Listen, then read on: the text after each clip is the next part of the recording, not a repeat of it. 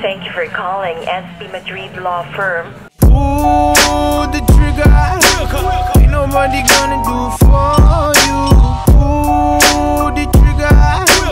Don't hesitate, just shoot. Mahirap bilang bago kung paano ba yung proper mindset yung pagdating sa trabaho.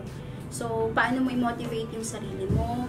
Unang-una na ginawa ko during the time na before ako maging top performer, lalo na sa grupo ko, nag-set ako ng goal ko na dapat maging top performer ako. Paano ba yung proper mindsetting? Unang-una, pag upo mo pa lang ng upuan mo, dapat alam mo na kung ano yung gagawin mo.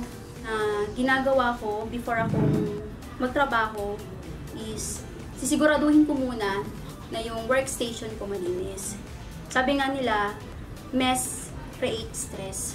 Secondly, proper mindsetting is the best way para alam mo yung daily na ginagawa mo. Ano ba yung mga dapat kong gawin? Ano ba yung mga bagay na hindi ko dapat gawin? Being a top performer sa isang grupo mo, kinakailangan yung disiplina. Disiplina in terms sa trabaho. Kung wala kang disiplina, hindi mo magagawa ng maayos yung trabaho mo eh. And at the same time, hard work. Hard work sa ginagawa mo. Kasi lahat ng bagay, pag may hard work, yung 100% na binibigay mo sa ginagawa mo, may katumbas yun. Sabi nga nila, pag may tinanim, may aanihin. Or hindi lang kasi dapat sinasabi yung pagiging top performer. Dapat may action dun.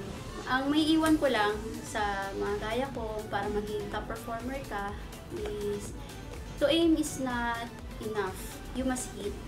So, ibig sabihin lang nun, hindi lang dapat tayo nag-i-aim na maging top performer. Kinakailangan 100% committed ako sa ginagawa ko. And last but not the least, if the plan doesn't work, change the plan, but never the goal.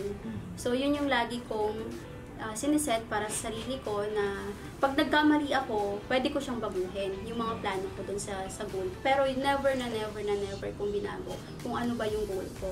At yung goal ko is being a top performer. Yun lang.